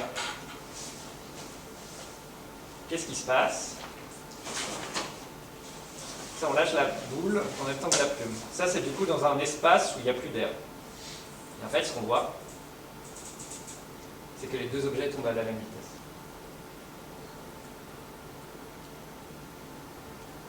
Et ça, c'est ce qu'on avait prévu avec la loi de Newton. Ou une des victoires de ce modèle assez simple, c'est qu'on arrive à prévoir, par exemple, que la chute des corps est indépendante de la masse. Et c'est un résultat assez impressionnant. Et les Américains ont même fait mieux. C'est quand, pour la mission Apollo 15, en fait, on voit pas très bien, l'image est un peu de mauvaise qualité, mais globalement, l'astronaute avait emmené une plume de faucon et un marteau. Et ce qu'il montre, c'est simplement que globalement, ils ont fait exactement la même expérience. Alors sur la Lune, l'atmosphère est très faible, c'est-à-dire qu'il y a fondamentalement très peu de gaz et du coup les frottements sont beaucoup plus faibles. Du coup, on peut considérer que c'est quasiment le vide. C'est quasiment le vide. Et si on lâche les deux objets sur la Lune, ils tombent à la même vitesse. Ok, du coup ça c'est une des victoires de Newton. On a une théorie qui arrive à prévoir que la chute des objets est indépendante de la masse. On a une théorie assez simple qui arrive à prévoir ça. Mais là on a considéré du coup qu'une seule des interactions. En fait, là où va être l'art du physicien, c'est que je vous ai dit que tous objets massiques qui possèdent une masse s'attiraient. Et qu'on avait cette loi universelle. C'est-à-dire que Tristan qui est ici, il exerce une force sur moi et j'exerce la même force sur Tristan, tout le monde ici m'attire. Quelqu'un, je ne sais pas, à l'autre bout du monde qui est dans son avion m'attire aussi. Mais fondamentalement, je ne l'ai pas pris en compte dans mon calcul. Et pourquoi? Parce que sur Terre, comme on l'a vu, c'est que cette interaction dépendait de la masse des deux objets. La masse de la Terre, c'est 10 puissance 24 kg. C'est-à-dire que par rapport à ma masse, il y a 23 zéros qu'on doit rajouter derrière. Du coup, l'effet, en fait, c'est qu'il est complètement dominé par la masse de la Terre. Normalement, si on devait faire un calcul, je devrais écrire que ma masse fois mon accélération, ça va être du coup la force qu'exerce Tristan sur moi, plus la force qu'exerce, je sais pas, la crête sur moi, etc. Plus la force qu'exerce toutes les particules d'air dans la salle sur moi, etc. Et à un moment, il va y avoir la force qu'exerce la Terre sur moi. Et en fait, cette force-là est beaucoup plus grande que celle-ci. Et par conséquent, on va pouvoir considérer que celle-ci. Ça, c'est une des puissances de la physique, c'est qu'on va pouvoir faire des approximations. On va pouvoir se mettre, au lieu de se dire, parce que là, fondamentalement, on devrait considérer tous les objets dans l'univers, l'influence que la Lune sur moi, l'influence que la Mars sur moi, l'influence qu'a n'importe quoi sur moi. Mais en fait, fondamentalement, quand on est sur Terre, l'attraction terrestre est tellement forte que c'est le seul effet qu'on va pouvoir considérer sur la masse gravitationnelle. Donc ça, c'est une des premières victoires des physiciens, c'est on va pouvoir faire des approximations, on va se dire on n'est pas obligé de considérer tous les effets du monde sur moi, et par exemple pour l'expérience de la chute libre, je vais pouvoir considérer qu'un seul effet, c'est l'effet que la Terre a sur mon objet. Par contre, quand on l'a remarqué pour ma feuille, qu'est-ce qu'on a vu? C'est que ma feuille, en fait, quand je la lâche dans l'air, elle ne tombe pas à la même vitesse que mon objet massique.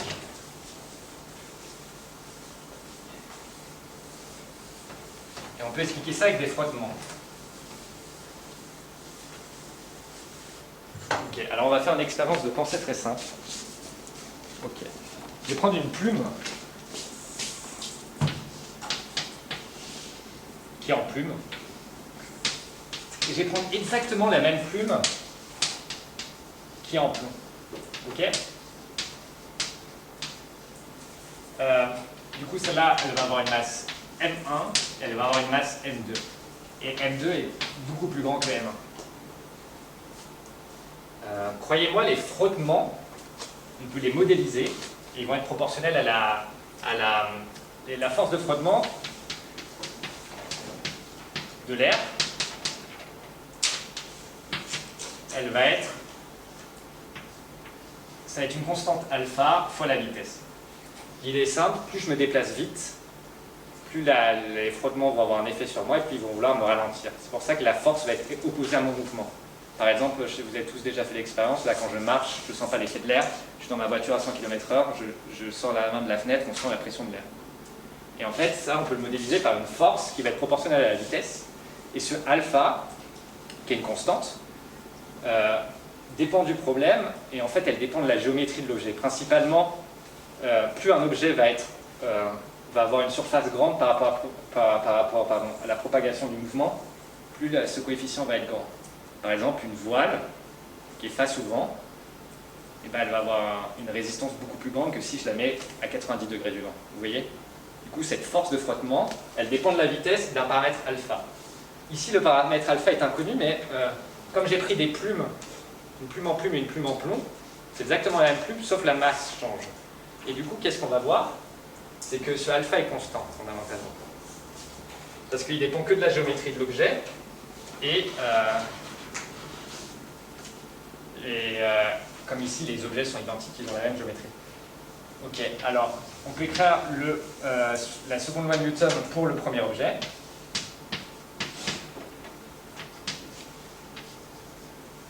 Du coup, il va y avoir l'attraction de la Terre sur mon objet, plus, on va prendre en compte cette fois-ci les frottements. Enfin, bon, on va faire ça comme ça, ok. Pas grave. Et ma deuxième... Pareil pour ma deuxième plume. Ok.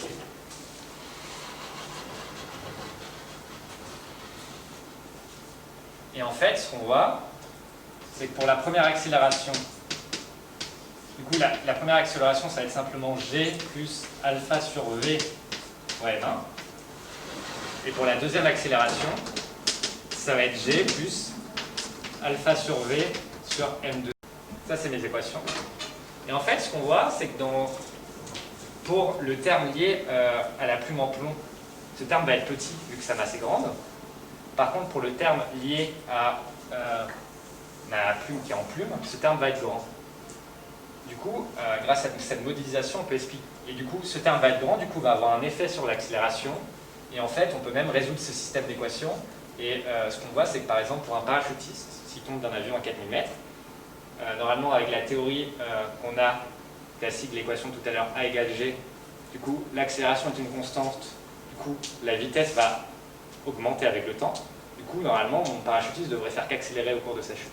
Et en fait, quand on est en chute libre, à cause des frottements, il y a les frottements qui vont compenser l'effet de l'accélération de la pesanteur. Et en fait, qu'est-ce qu'on va remarquer, c'est que le parachutiste, je ne sais pas si vous avez déjà fait du parachutisme, il atteint une certaine vitesse stationnaire aux alentours de 200 km/h. Et pourquoi? Uniquement grâce à l'effet du vent. Le vent va compenser en fait le fait qu'on est attiré par la Terre. On va continuer à tomber, mais on ne va pas accélérer indéfiniment. Et pareil pour ma plume en plume et ma plume en plomb. Comme la masse de la plume en plomb est plus importante, en fait, simplement, eh ben, on va pouvoir négliger les frottements, alors que pour la plume en plume, qui est une masse très faible, les frottements de l'air vont avoir une importance assez conséquente. Et ce qui se permet d'expliquer en gros l'expérience que je fais tout à l'heure, ou la première des expériences. Du coup, globalement, cette loi de Newton qui paraît assez simple, Et une des autres applications de la loi de Newton, je ne vais pas vous faire le calcul, mais elle permet de prévoir les trajectoires. Si on met le Soleil, la Terre, et qu'on écrit les équations, on va pouvoir trouver que globalement la Terre tourne autour du Soleil sous la forme d'une ellipse qui était observée par Kepler. Et ça, c'est une des grandes puissances de cette théorie, c'est qu'elle explique à la fois la chute de la pomme et le mouvement des astres. Ok. Alors il y a une autre force qui est importante. C'est, on va voir aussi des approximations, c'est pour tout ce qui est, je vais faire un petit détour par ce qu'on appelle la loi de Coulomb.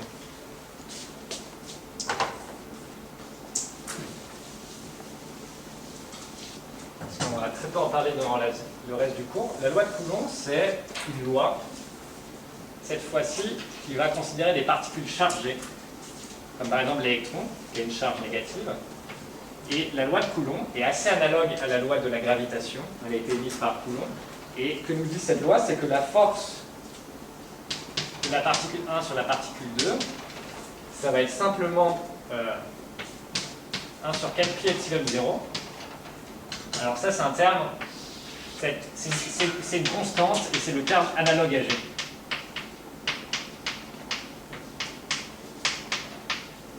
Au G de la gravitation tout à l'heure. Et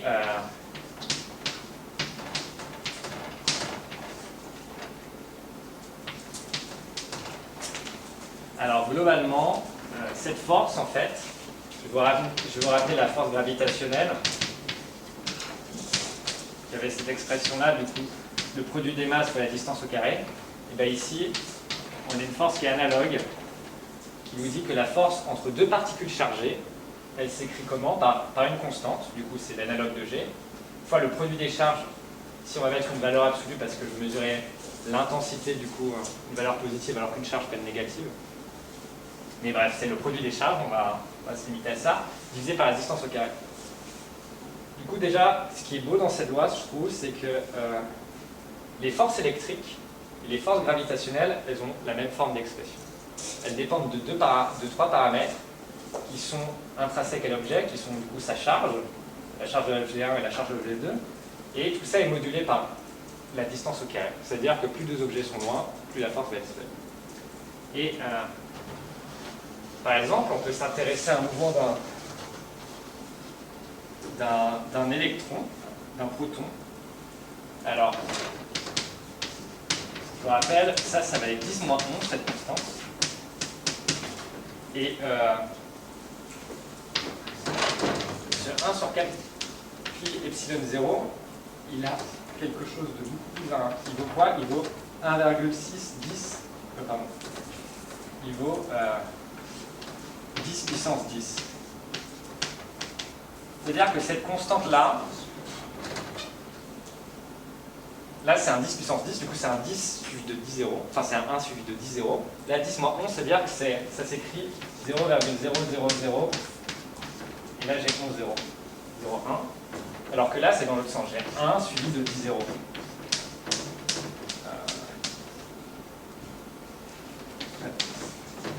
Du coup ça c'est 10 milliards, et ça c'est quelque chose de très petit. Du coup, ces lois sont les mêmes, sauf que les constantes sont d'un tout ordre de grandeur, et c'est là où on va jouer l'influence des constantes. C'est, par exemple, si je prends un proton, la masse du proton, c'est, croyez-moi, c'est 10 puissance moins 27 kg, du coup c'est quelque chose de petit, et sa charge Q, c'est 10 moins 19 kg. Et en fait, je peux regarder la force de Coulomb sur la force gravitationnelle. Par exemple, je mets simplement, je veux comparer la force qu'exerce la Terre sur mon proton à la force électrique qu'exerce deux protons. Et en fait, ce qu'on se rend compte, c'est que ça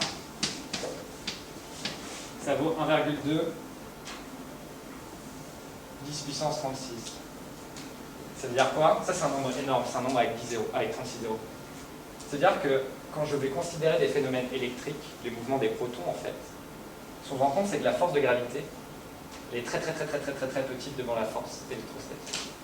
Et du coup, quand je vais appliquer mon principe fondamental de la dynamique, tout à l'heure, pour les individus, on avait dit qu'on négligeait les interactions des autres individus d'un point de vue gravitationnel. Là, pour une particule chargée, pour un proton, ça va être tout à fait différent. On va pouvoir négliger la traction de la Terre, qui n'aura quasiment aucun effet sur sa trajectoire. Par contre, ce qui va être important, c'est la force que va exercer d'autres objets chargés à côté. Du coup, quand on va vouloir étudier le mouvement, par exemple, dans l'atome d'hydrogène, où on va avoir un proton et un électron, qui sont du coup deux particules chargées, quand on va faire ce petit modèle, on va pouvoir complètement oublier la gravitation. Parce que la gravitation a un effet vraiment faible, qui ne servira à rien ici, et on va tout pouvoir décrire avec des forces électrostatiques.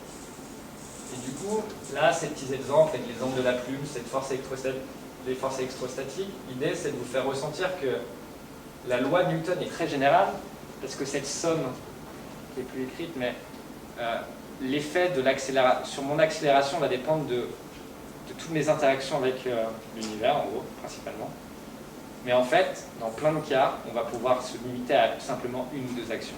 Par exemple, pour tout ce qui est sur Terre, pour envoyer une fusée dans l'espace, dans un premier temps, on va pouvoir se limiter uniquement à l'attraction de la Terre. Quand on va étudier, par exemple, le noyau de l'atome, dans ce modèle classique, on va pouvoir considérer uniquement les forces électrostatiques entre le noyau, ici, qui va être chargé positivement, et l'électron qui est chargé négativement. Et du coup, tout ce qui est puissant dans la physique, c'est qu'on a des lois générales qu'on va pouvoir appliquer à des cas particuliers, faire des hypothèses simplificatrices qui vont nous permettre de faire des prédictions. Et je vais vous faire le lien, pour finir, entre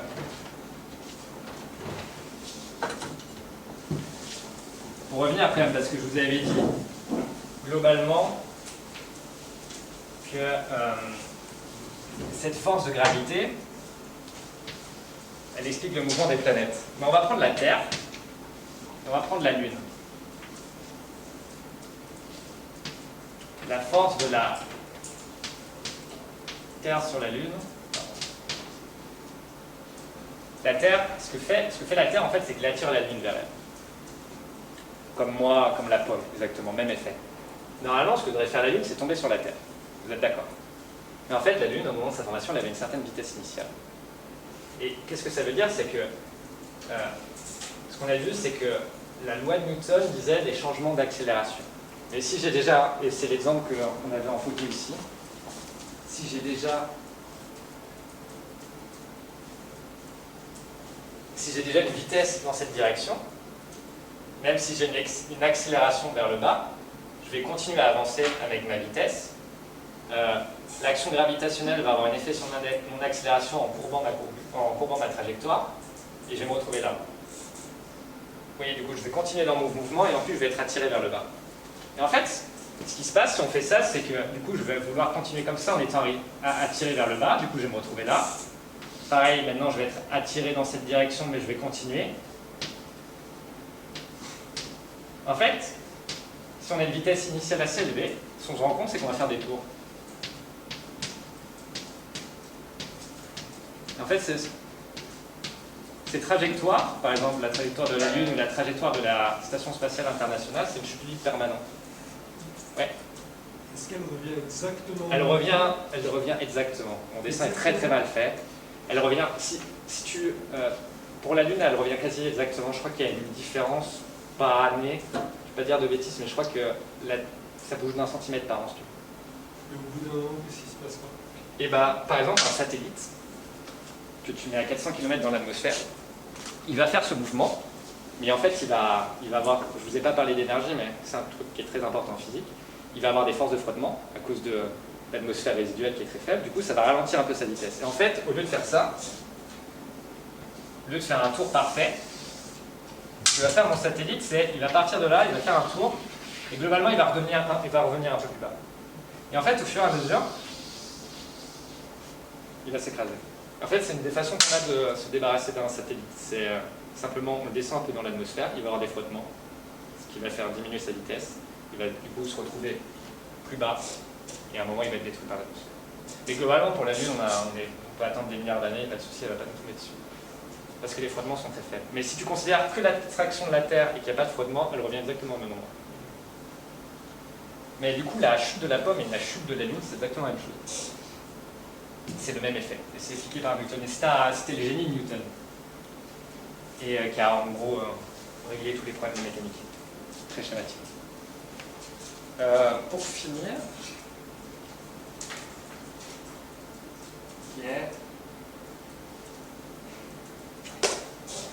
du coup, là, on a un monde parfait. Newton, en 1687, a écrit ses lois. On a l'impression qu'on a réglé tous les problèmes de la mécanique.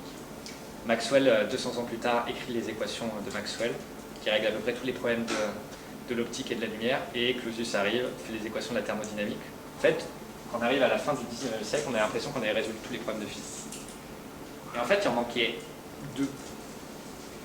Je pense que Tristan vous en parlera plus en détail. C'est ce qu'on appelle le rayonnement du corps noir. Alors, très schématiquement, on prend un corps, on le chauffe, il va émettre une certaine, émettre une certaine lumière en fonction de la température où on l'a chauffé. On appelle ça le rayonnement du corps noir.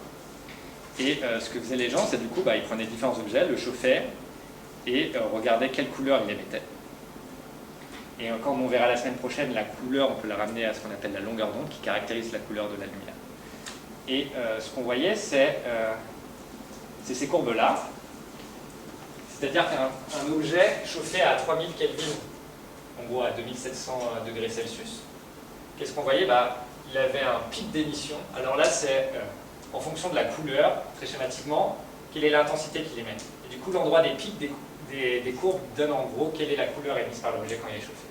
À 3000 degrés, on trouvait que le pic est aux alentours des longueurs rouges. À 4000 degrés, on trouvait du vert. Et à 5000 degrés, on trouvait du bleu. Et ça, c'est des propriétés qui sont indépendantes de l'objet. Du coup, on avait ces lois expérimentales et les gens essayaient de faire des calculs. Et en fait, on trouvait cette courbe-là. Ça, c'est la courbe prédite à 5000 degrés. En fait, ce qu'on se rend compte, c'est que la courbe prédite et la courbe théorique, la courbe expérimentale et la courbe théorique ne coïncident pas du tout. Et c'est ce qu'on appelle la catastrophe ultraviolette.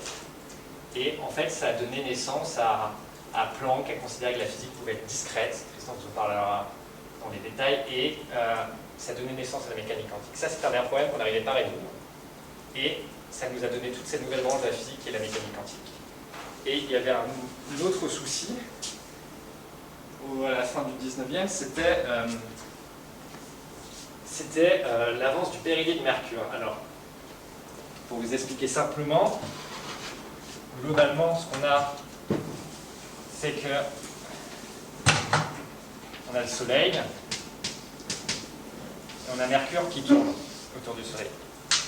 Et en fait, ce qu'on se rend compte, c'est qu'elle ne tourne pas exactement autour de cette ellipse. Cette ellipse a tendance à se déplacer dans le temps. Là, je vais vous accélérer grossièrement le dessin. Il n'y a pas une telle différence expérimentale. La différence expérimentale, elle est très minime, on arrive à l'observer. C'est-à-dire qu'on se rend compte qu'elle a une certaine trajectoire qui chaque année se déplace un peu.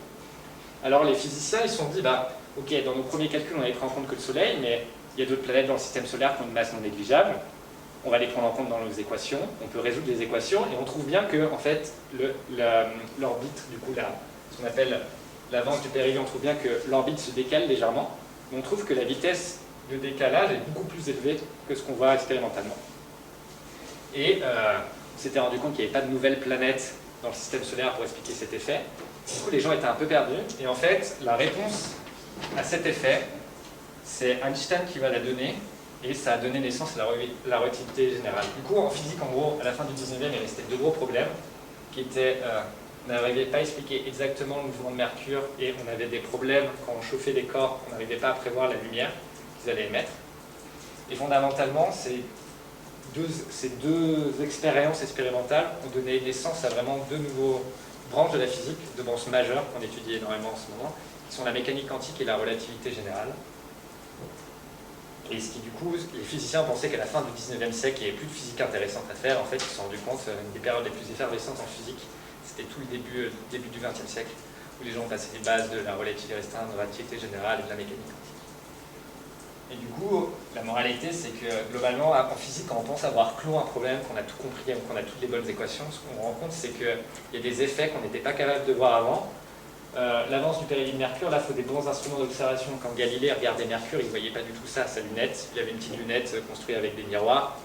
Il arrivait à noter globalement la position, mais il n'avait pas une précision nécessaire pour le faire. Et du coup, on a amélioré les instruments d'optique et on a pu voir cet effet. Du coup, il y a un lien, je trouve, assez fort entre la technique et la physique, qui est tiré des deux côtés. Par exemple, la mécanique quantique a permis de construire des lasers, et les lasers ont permis de construire des nouvelles expériences en mécanique quantique.